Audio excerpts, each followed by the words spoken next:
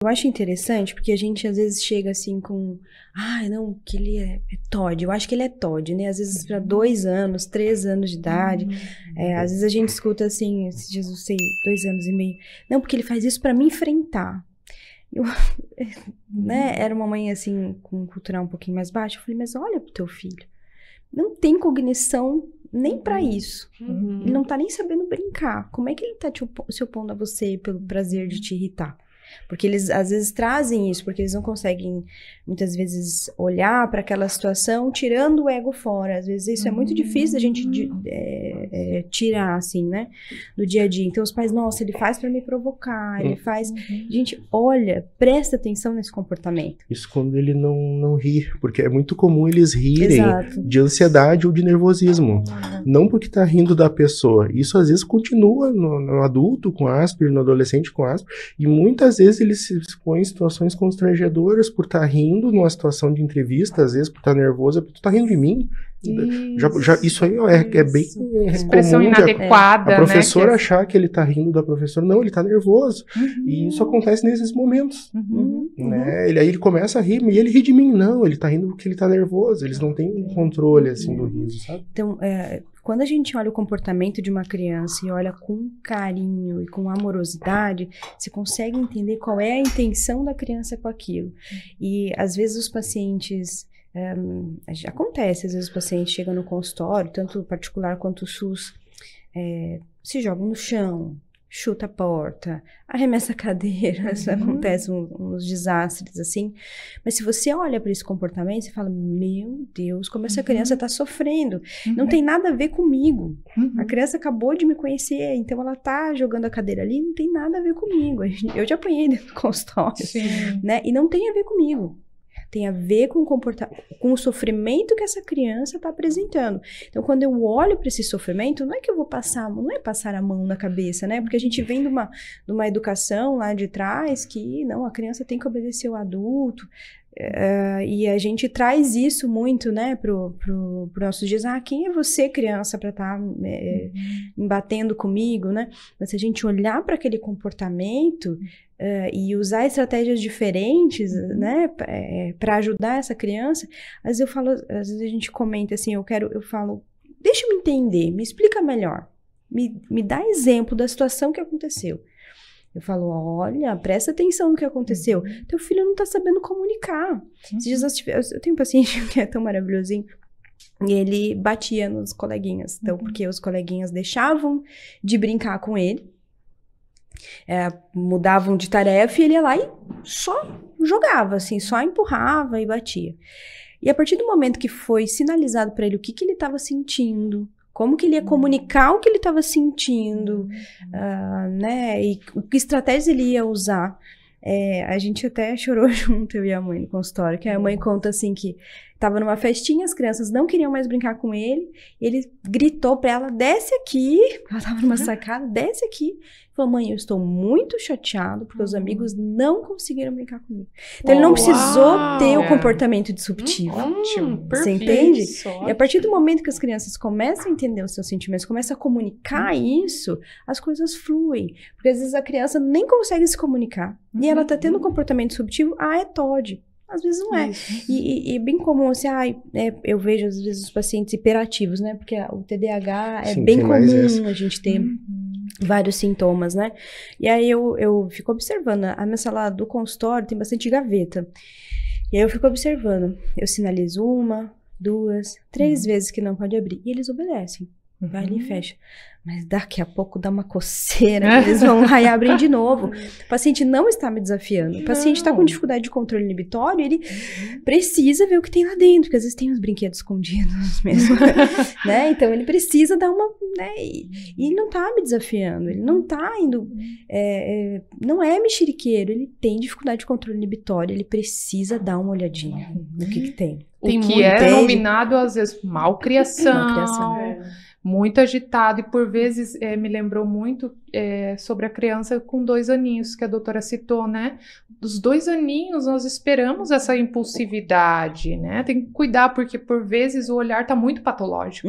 2 anos, ele tem tantos comportamentos e um TOD, alguma coisa, mas é da faixa etária, espera-se, cuidado, olha, vai avaliar, vai buscar uma avaliação para entender num todo, né? Mas cuidar para não deixar o olhar patológico invadir tudo, né? E todos, né? Por muitas vezes a inabilidade, aquela criança ainda não alcançou, né? Algumas habilidades, como poder escolher, né? Então, escolher é uma habilidade muito importante. Às vezes a criança não consegue ou ela não escolhe, então ela, né, vai buscar, vai tirar da sua mão, ou ela não vai, quando você oferecer, ela vai se jogar. Porque, então, ela não tem essa habilidade, ela também não consegue te pedir ou perguntar se dentro do teu armário tem um dinossauro. Então, ela só vai lá, aí você controla, fala não.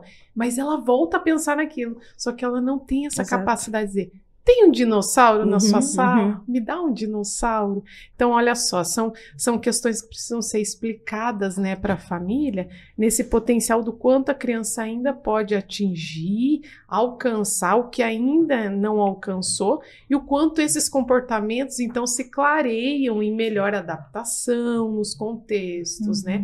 Quanto ela vai melhorar também nessa comunicação e na relação com as pessoas. A gente fez, inclusive, um post ontem, né? A Amanda, que é a responsável aqui, e falava assim, né? Que o Soul entrou na clínica e viu diferente. Hoje a clínica não está igual. E a terapeuta fala, nós estamos em festa junina. E ele fala, mas eu não quero. E a reflexão ali era que, assim, cuidado para não achar que esse não quero é só basicamente porque a criança ela é irritada ou ela não quer nada com nada. Porque a natureza desses comportamentos dentro do autismo muito se refere à cognição, a esse aspecto de entender que hoje se alterou e que a essa rigidez, né, se transparece quando ele fala não quero. Mas aí é porque tem todo um potencial ali que precisa ser trabalhado de flexibilidade cognitiva, né? Então, aquela alteração, aquela mudança, hoje pôr um chapéu, hoje se caracterizar de um personagem, são potenciais de abstração, né? Desse entendimento da socialização, o quanto aquilo pode e tem um potencial de interação, de dança, Então, tem muitos estímulos, né? E às vezes a criança, ela bloqueia aquilo, ou ela se comporta, e aí você vai entender que a natureza daquele comportamento tá na inabilidade, ou ainda na dificuldade da flexibilidade cognitiva. E isso é bem comum, assim, a gente avalia dentro do consultório, e varia muito de personalidade também de cada criança e do quanto ela é acolhida em casa, então a gente avalia. Vamos dar um exemplo. Esses dias eu tinha um pacientinho, me chamou muita atenção, tinha uns 2, 3 aninhos, e eu queria que ela fizesse exatamente com a ordem que era o brinquedo, né? Então eu fui dando as cores. Mas ela assumiu, dentro do pensamento dela, que precisava ser determinada cor. Quando eu não dei, isso foi muito rápido, assim, quando eu não segurei esse aqui para oferecer o outro, que ela já tinha planejado de fazer esse, ela começa a fazer uma contração de corpo. E aí você começa a ver, isso não é, ela não tá me desafiando. Ela não está brigando comigo. Na verdade, ela não conseguiu fazer a transição de pensamento, ela não conseguiu mudar ali, vamos se adaptar, né? Porque todo o pensamento, todo o aprendizado, ele é físico, né? O neurônio vai ali, vai fazer outra conexão, enfim, vai precisar de neurotransmissor para fazer essa conexão entre os neurônios, e ela não conseguiu fazer. Imediatamente, quando eu reconheci isso, eu devolvi para ela aquilo que ela queria. E não porque eu estava fazendo da maneira como ela. Isso a gente tem que, às vezes, diferenciar. Eu não tô passando... não tô reforçando esse comportamento. Não tô reforçando esse comportamento, mas eu entendi que tu vai se organizar, te desorganizar. Então, eu acolho, depois eu faço a mudança de novo de comportamento com ela e flexibilizo aquilo que ela estava com dificuldade de fazer. Isso às vezes é muito difícil, às vezes na correria, os pais conseguirem visualizar isso, mas é muito comum, assim. E ao mesmo tempo, às vezes a gente tem algumas rigidez, que aí você inicia a conversar com a criança, brincar, fazer uma brincadeira, e aí às vezes eu vou trocando, né, as brincadeiras para ver se a criança consegue me acompanhar, assim. E ela até tenta, mas aí ela volta pro dela. Daí você vai ali, chama, ela tenta e ela volta pro dela, assim. Então, é uma criança que tem um pouco mais de espaço, assim, né, de ser acolhida. Então, que ela tá sendo mais ouvida, ela consegue tomar essa liberdade, não fica tão irritada e tanto em sofrimento, mas ainda não é eficaz, né? É uma rigidez ainda, uma dificuldade de flexibilização de pensamento, que ainda traz sofrimento para ela também, que não deixa ela acompanhar os outros, né? Perfeito.